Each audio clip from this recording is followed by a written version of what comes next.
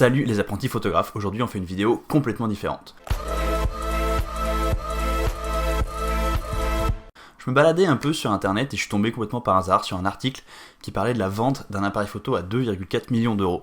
Du coup, comme je suis curieux de un peu tout par rapport à la photo, je suis allé lire l'article et je me suis demandé, mais tiens, quels sont les autres records de la photo? Si ça c'est l'appareil photo le plus cher du monde, quels sont les autres records de la photo, les records techniques, les records un peu insolites? Donc de fil en aiguille, j'ai fait pas mal de recherches, j'ai pas mal traîné sur internet et j'ai trouvé plein de trucs que j'ai trouvé vraiment cool. Ça m'a donné l'envie d'en faire une vidéo. Du coup aujourd'hui c'est un petit peu plus détendu, pas de tuto. Aujourd'hui on va juste parler de trucs bien cool et surtout on va en prendre plein les yeux.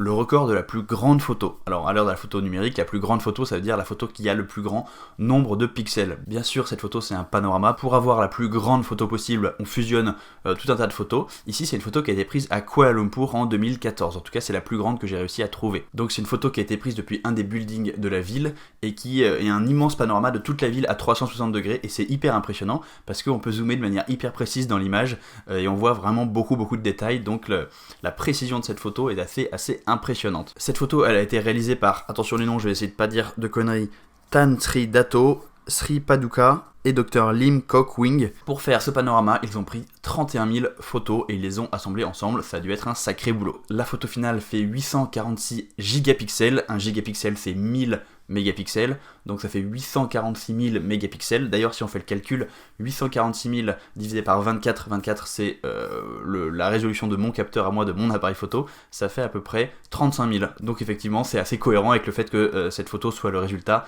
de la fusion de 31 000 photos. Mais du coup c'est intéressant de se dire que le résultat, la photo finale, elle a une résolution qui est 35 000 fois plus grande qu'une résolution d'une photo que je prendrais moi avec mon appareil. Cette photo, elle est en ligne sur un site dédié, je vous conseille d'aller faire un tour, il y a le lien bien sûr dans la description, et c'est super intéressant. Deuxième record, l'appareil photo qui prend des photos avec la plus grande définition. On vient de parler de la plus grande photo, mais la plus grande photo, c'est un appareil qui va prendre plein de photos et après on va les assembler. Moi je voulais savoir quel est l'appareil qui prend des photos avec la plus grande définition d'un seul coup. Et ça pour le coup c'est une nouvelle qui est très récente, ça date de septembre 2020. C'est un appareil photo qui est développé en ce moment pour un télescope au Chili et il fait des photos de 3,2 milliards de pixels. Cet appareil photo il est plus gros qu'une voiture, il est fait pour équiper des télescopes et avec cet appareil photo on va tout simplement pouvoir faire les photos les plus détaillées jamais faites du ciel. Et ce qui est un peu drôle c'est que comme je vous disais c'est une nouvelle qui est récente, l'appareil photo il est en cours de développement et que pour tester la première photo de l'appareil photo, au lieu de faire une photo du ciel, ils ont testé sur un chou romanesco pour être précis. Je vous mets la photo juste là, c'est juste super marrant d'avoir une photo d'un chou à 3,2 milliards de pixels.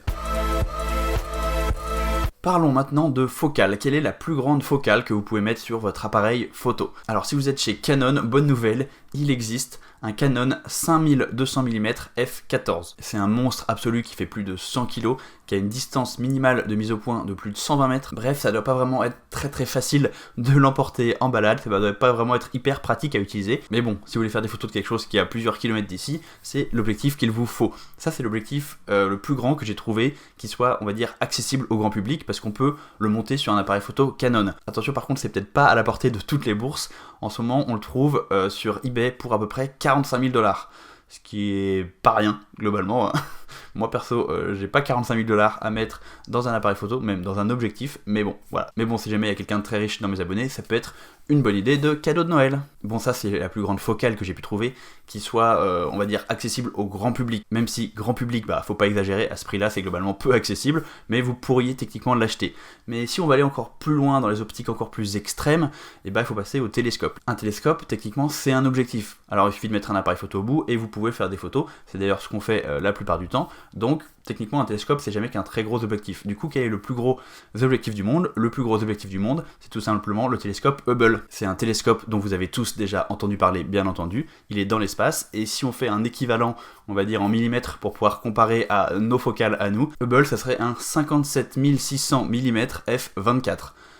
Ça commence à peser quoi. Mais bon, ça évidemment, c'est pas un appareil photo pour monsieur tout le monde, surtout que le prix de la construction du télescope, je ne me rappelle plus exactement, mais il me semble que c'est plus de 2 milliards de dollars, donc là, pour le coup, on est encore dans une autre cour. Et du coup on a vu la plus grande focale, et c'est quoi la plus grande ouverture? Et bien là la plus grande que j'ai pu trouver dans la catégorie entre guillemets grand public, c'est f07. On parle ici de l'objectif Carl Zeiss Planar 50 mm f0.7. C'est un objectif qui a été construit par Carl Zeiss en 1966 en seulement 10 exemplaires, donc effectivement pour mettre la main dessus, ça va pas être très facile. Cet objectif il est vraiment très connu parce qu'il a été utilisé par Stanley Kubrick dans son film Barry Lyndon pour tourner une scène en très très faible luminosité. Il voulait absolument tourner une scène de dîner qui était éclairée uniquement à la bougie, et donc quand on n'a pas de lumière, il faut des objectifs avec une énorme ouverture pour tout simplement voir quelque chose à ce qu'on est en train de filmer. Donc c'est ça qui a rendu ce Planar 50 mm f7 célèbre, mais ce qui est un petit peu moins connu, c'est que c'est aussi un objectif qui a été embarqué dans la mission Apollo 8 et qui a fait plusieurs fois le tour de la Lune. Donc c'est aussi un objectif qui a une histoire assez cool pour ceux ici qui aiment l'espace. Encore une fois, c'est un objectif entre guillemets grand public, mais qui n'est sans doute pas à la portée de toutes les bourses. J'ai pas pu trouver un prix, j'ai pas pu trouver un objectif en vente, mais s'il y en a que 10 sur Terre, j'imagine que les gens qui les ont sont sans doute des collectionneurs qui gardent bien la main dessus, et je pense qu'il y a assez peu de chances d'en trouver un sur Le Bon Coin. Et si on parlait de photos maintenant ? Bah oui, pas de photo photographie, de photo, l'objet, la photo. La photo la plus chère du monde, c'est la photo fantôme de Peter Lik. Elle a été vendue pour 6,5 millions d'euros en 2014. 6,5 millions. C'est sûr que si on vend des photos à ce prix-là, j'en vends une, j'arrête ma carrière. Voilà, c'est bon, j'ai fini, je peux aller dormir tranquille. Non, sérieux, ça n'arrive pas à tout le monde, bien évidemment. Bon alors, le fait que cette photo, la photo fantôme, soit la photo la plus chère du monde, c'est relativement récent, parce que ça date de 2014, et avant ça, pendant plus de 15 ans, la photo la plus chère du monde, ça a été Rhin 2 de Andreas Gursky, je sais jamais si je prononce bien son nom, mais on va dire qu'il s'appelle Gursky, qui avait été vendue, elle, pour 4,3 millions d'euros en 1999. Et c'était déjà pas rien, 4,3 millions d'euros. Ce qui est super marrant, c'est qu'en faisant ces recherches, je suis tombé sur pas mal de commentaires, sur des forums, sur des blogs et tout ça, de gens qui disaient, mais c'est quoi cette photo, la Rhin 2, pourquoi c'est la photo la plus chère du monde, elle est tellement simple, il y a rien de compliqué, donc franchement, je comprends pas quoi. Mais en fait, il y a juste rien à comprendre, ça c'est le monde de l'art. Le monde de l'art, c'est pas parce que ta photo est techniquement compliquée qu'elle va être chère. Une photo techniquement compliquée, c'est une photo comme le panorama de Kuala Lumpur qu'on a vu juste avant, mais c'est pas une photo qui va être vendue cher forcément. Ce qui fait qu'une photo est chère, c'est essentiellement le nom de l'artiste, comment l'artiste se place sur le marché de l'art, et ça c'est un truc qui a assez peu de rapport direct avec la qualité technique de la photo. Et en plus, moi honnêtement, si je devais choisir entre les deux, entre Fantôme et Rhin 2, et je pense que je prendrais la Gursky parce que je la préfère, je la trouve assez cool cette photo, elle me parle. J'ai pas les moyens, pas encore, on y travaille, mais si jamais, franchement j'aime assez bien la photo Rhin 2. La conclusion, c'est qu'apparemment pour devenir riche, il faut faire de la photo de paysage, parce que les deux premières photos les plus chères du monde sont des photos de paysage, mais attention les portraitistes, vous n'êtes pas très loin non plus, parce que la troisième photo la plus chère du monde, c'est un portrait. Il s'agit de Untitled 96 de Cindy Sherman. Elle a été vendue 3,9 millions de dollars en 2011, et ça c'est clairement un portrait. Si vous voulez voir les autres photos les plus chères du monde, bien sûr, il y a encore une fois le lien dans la description. On revient un petit peu sur la technique. Je me suis posé la question, c'est quoi l'appareil photo le plus rapide du monde, celui qui fait la plus grosse rafale en fait. Et là je pensais pas du tout que j'allais tomber sur ce truc là. Évidemment là on n'est pas dans l'appareil photo grand public, mais je suis quand même tombé sur un truc de fou. Il y a des ingénieurs de l'université de Californie qui ont en 2012 développé un appareil photo qui prend 36,7 millions de photos par seconde. Votre appareil photo, si c'est un bon appareil photo, il fait 10 photos par seconde, ou alors 20 grand maximum. Ici, l'appareil photo fait 36,7 millions de photos par seconde. Vous imaginez le nombre de photos à trier si vous avez un peu trop fait de rafale pendant votre journée? Bon, je vous rassure, c'est pas un appareil photo, pour monsieur tout le monde. Pour atteindre cette vitesse, il faut forcément une vitesse d'obturation extrêmement faible. Donc la vitesse d'obturation ici atteinte est de 27 picosecondes. Et évidemment, avec une vitesse d'obturation pareille, il va falloir un appareil photo hypersensible pour y voir quelque chose, tout simplement. Et c'est pour ça que cet appareil photo, il a aussi le titre de l'appareil photo le plus sensible du monde. Mais j'ai pas réussi à trouver un équivalent en ISO pour nous donner une idée, mais je pense que c'est assez monstrueux. De toute façon, c'est pas du tout une technologie avec un capteur CMOS comme on a dans nos appareils photo à nous. C'est vraiment quelque chose de très différent. Je vais pas rentrer dans les détails de la technologie parce que déjà j'ai pas tout compris moi-même. Mais encore une fois, si vous êtes intéressé de comprendre comment tout ça marche, il y a un article dans la description avec un schéma assez détaillé qui donne déjà une bonne idée. La question qu'on peut vraiment se poser, c'est mais ça sert à quoi ce genre d'appareil photo? Évidemment, ça sert à rien pour faire des photos de tes enfants qui jouent au foot au parc. Ça, c'est complètement overkill et c'est peu de le dire. C'est tout simplement des appareils photo qui vont servir pour la recherche médicale, pour traquer des particules très rapides, notamment dans l'amélioration du diagnostic du cancer.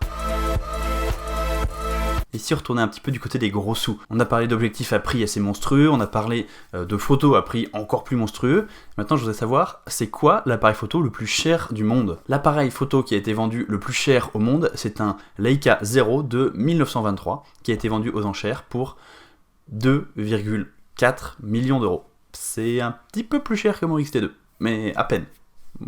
Oui, presque rien. Pourquoi cet appareil il s'est vendu aussi cher? Tout simplement parce que c'est un appareil de collection d'une marque assez mythique et de luxe de la photo. Alors l'histoire de Leica, très rapidement, c'était une marque qui faisait des instruments optiques et des microscopes, et il y a un monsieur qui s'est dit tiens, je vais essayer de faire des appareils photo. Et en fait le génie de Leica, ça a été de se dire qu'on pouvait sans doute faire des appareils photo beaucoup plus petits et beaucoup plus faciles à utiliser si on utilisait des pellicules de 35 mm, des pellicules qui étaient jusque-là réservées au cinéma. Et donc c'est pour ça que ce monsieur s'est dit qu'il allait faire des appareils photo pour voir s'il pouvait faire des appareils photo plus petits et plus faciles à utiliser. Donc il a fait 2 prototypes d'un appareil photo qui s'appelle le Ur Leica. Il y a un de ces prototypes qui est conservé au musée de la marque Leica et l'autre qui a disparu, on ne sait pas où il est. Et quelques années après, il s'est mis à produire le Leica 0, qu'il a lui produit en 25 exemplaires. Donc 25 exemplaires, c'est pas grand chose évidemment. Je ne sais pas combien il y en a encore qui sont en circulation, mais pour un collectionneur, acheter un Leica 0, c'est un peu acheter le Leica le plus ancien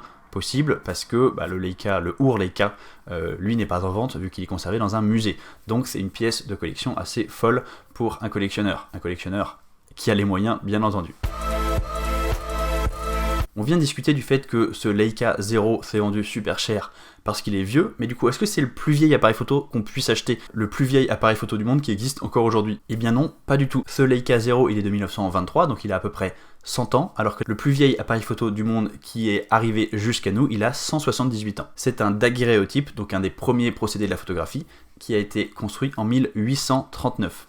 Ouais, ça pèse un peu plus, quoi. C'est vraiment il y a longtemps. Vous voyez que niveau prise en main et ergonomie, c'est pas encore trop ça, quoi. Même par rapport à Leica, qui est un appareil photo assez vieux, il y a quand même une différence assez phénoménale. Ce daguerréotype, il a donc été vendu aux enchères en 2010. Et il se trouve que cet exemplaire précis de cet appareil, il avait quelque chose d'encore plus rare, parce qu'il avait la signature de son créateur, à savoir monsieur Daguerre, qui a inventé le daguerréotype. Comme son nom l'indique. Et du coup, il a quand même été vendu pour un prix de 723 000 €, ce qui est pas dégueu, même si ça monte pas à la hauteur des 2,4 millions du Leica 0, c'est déjà pas rien, quoi. Et voilà pour ces records de la photographie, j'espère que ça vous a intéressé, j'espère que vous avez appris quelque chose, même si là on n'est pas du tout dans le tuto, je vous ai pas appris à faire des photos, je vous ai pas appris des techniques ou des trucs comme ça, je trouve ça sympa aussi de se poser un peu des questions sur les extrêmes, les records de notre passion qui est la photo. On a parlé un petit peu aussi d'histoire de la photo, même si j'ai pas été dans le détail parce que c'était pas le point que je voulais faire ici, mais bref, c'était une vidéo qui m'a vachement intéressé à faire, j'ai fait beaucoup de recherches. Pour chaque record, il y a des liens dans la description, donc s'il y a quelque chose qui vous intéresse, s'il y a quelque chose qui vous interroge, allez jeter un œil, il y a vraiment toutes les sources dans la description. Il y aura un épisode 2, c'est sûr, parce qu'en faisant ces recherches, je suis tombé sur plein de trucs marrants sur la photo, plein de trucs intéressants, mais qui n'allaient pas vraiment dans ce truc des records de la photo, parce que c'est pas forcément des records, mais ça peut être des faits amusants, des anecdotes, des trucs cool. Donc il y aura un épisode 2, si ça vous intéresse, si vous me dites dans les commentaires que c'était pas cool, que ça vous intéresse pas, je le ferai pas, mais je pense que ça va vous intéresser, parce que moi ça m'a beaucoup intéressé à faire. On n'oublie pas le petit pouce vers le haut, parce que ça fait plaisir, un petit commentaire pour me dire ce que vous avez pensé de ce format différent de vidéo, et si vous voulez progresser en photo, si vous voulez avancer, moi je propose un guide gratuit qui s'appelle Devenez un meilleur photographe en 12 semaines. Vous pouvez le télécharger complètement gratuitement en cliquant sur le lien dans la description. En attendant, moi je vous dis à la semaine prochaine pour une nouvelle vidéo. Salut!